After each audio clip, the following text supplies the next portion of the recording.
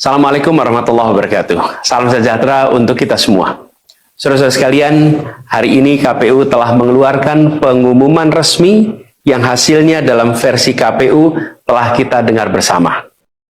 Tapi dalam sebuah pemilihan, proses itu tidak kalah penting daripada hasilnya.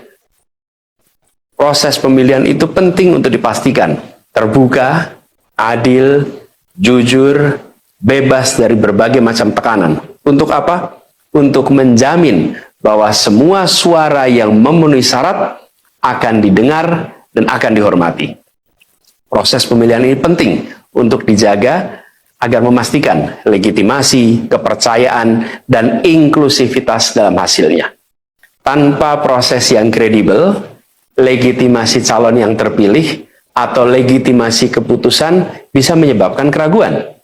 Maka, menjaga integritas pemilihan adalah fundamental untuk kelangsungan demokrasi dan untuk terpenuhinya aspirasi masyarakat secara keseluruhan. Atas dasar itu, izinkan kami menyampaikan pernyataan untuk mendakapi proses pemilu yang sejak awal hingga saat ini. Saudara-saudara sekalian, sepanjang perjalanan Pilpres kali ini, sejak awal kita semua telah melihat dan menemukan begitu banyak ketidaknormalan, kekurangan, dan pembiaran terhadap proses yang tidak wajar, yang tidak pernah terjadi sebelumnya dalam sejarah bangsa ini. Sudah menjadi rahasia umum, berbagai kekurangan ini telah kita temui sejak jauh sebelum pencoblosan. Mulai dari rekayasa regulasi sampai ke intervensi alat negara. Dan semua ini telah menjadi catatan media serta jadi catatan publik. Mas Anies dan saya maju pencalonan sebagai capres dan cawapres ini untuk membawa misi perubahan, menghadirkan keadilan dan kemakmuran bagi semua, menegakkan kembali demokrasi dan menunaikan janji-janji reformasi. Dan berdasarkan catatan dari KPU tadi, ada puluhan juta orang yang menitipkan suara kepada kami berdua. Maka demi memperjuangkan suara mereka yang percaya pada perubahan dan tetap teguh hingga akhir, kami memutuskan meminta tim hukum Timnas Amin untuk maju ke Mahkamah Konstitusi dan menyampaikan kepada majelis hakim serta publik luas tentang berbagai kekurangan dan penyimpangan yang telah terjadi selama proses Pilpres kali ini. Terlalu banyak temuan-temuan tentang proses demokrasi yang tidak berintegritas ini yang telah dikumpulkan oleh tim hukum Timnas Amin. Semua ini nanti akan disampaikan oleh tim hukum kepada Mahkamah Konstitusi. Kami mempercayakan sepenuhnya proses ini kepada tim hukum yang dipimpin oleh Saudara Ari Yusuf Amir.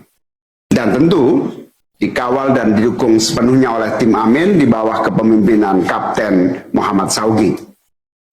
Kami menyerukan kepada seluruh relawan dan pendukung, mari kita dukung sepenuhnya tim hukum berjuang di jalan konstitusional yang telah tersedia secara sah. Dan kita semua akan terus menjaga etika demokrasi, menjaga suasana kedamaian dan persatuan.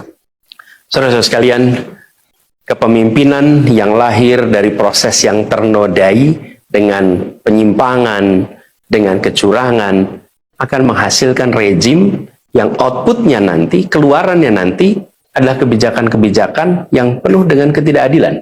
Dan ini yang tidak ingin kita temui di Indonesia. Kita tidak ingin ini terjadi.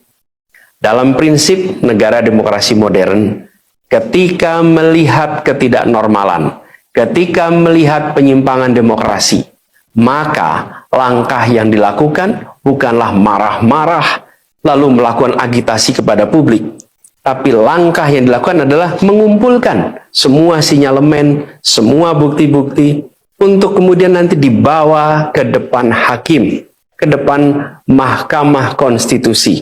Ini ciri pribadi, ciri organisasi, dan ciri negara yang modern, yang matang, yang beradab.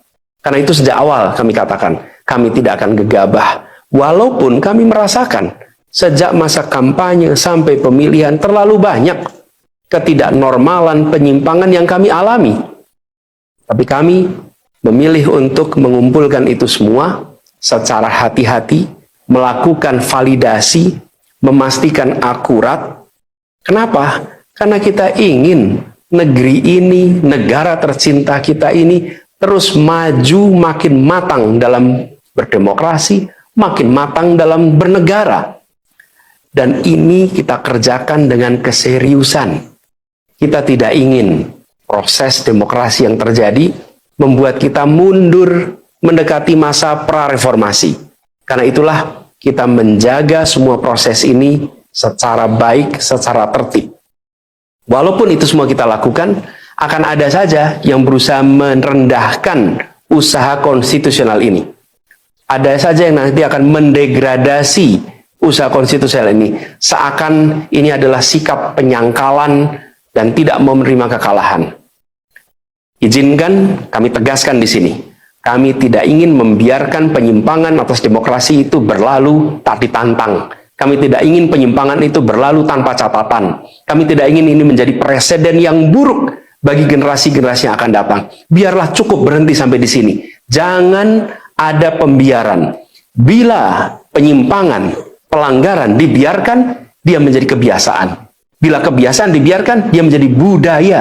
Kita tidak ingin budaya demokrasi kita penuh dengan ketidaknormalan.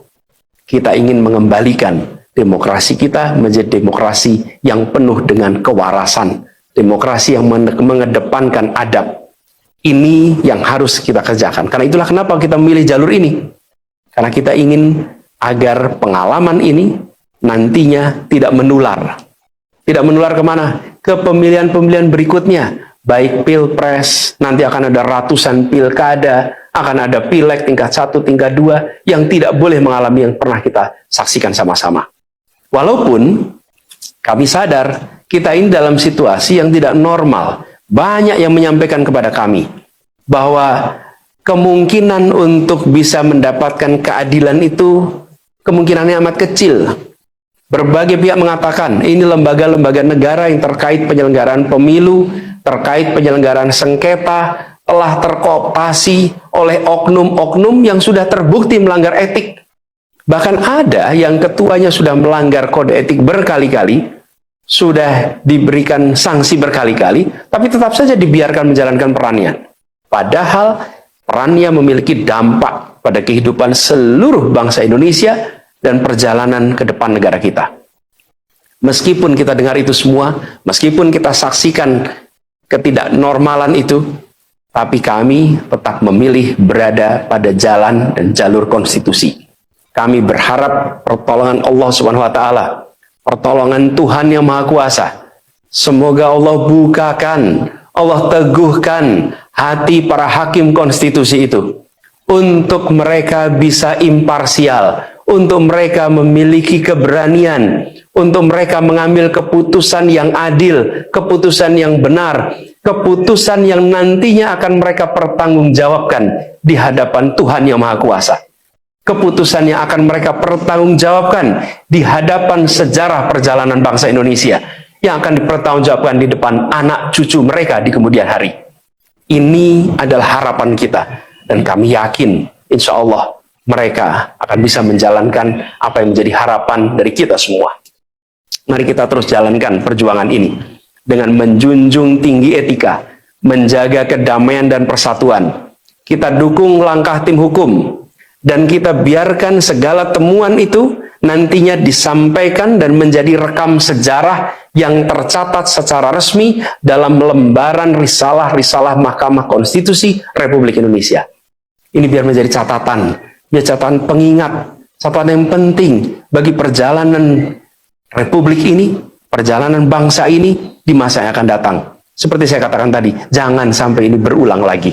Dan izinkan kami mengakhiri dengan menyampaikan terima kasih. Kami sampaikan terima kasih kepada semua yang telah bekerja keras, kepada seluruh tim yang telah bekerja sepenuh hati, dengan luar biasa hingga tuntas, dan kepada seluruh pendukung, seluruh simpatisan yang tak henti menguatkan kami, kami juga ingin sampaikan apresiasi atas kepercayaan yang diberikan kepada kami. Dan izinkan kami juga mengirimkan rasa apresiasi kepada orang-orang berintegritas yang ada di dalam penyelenggaraan pemilu.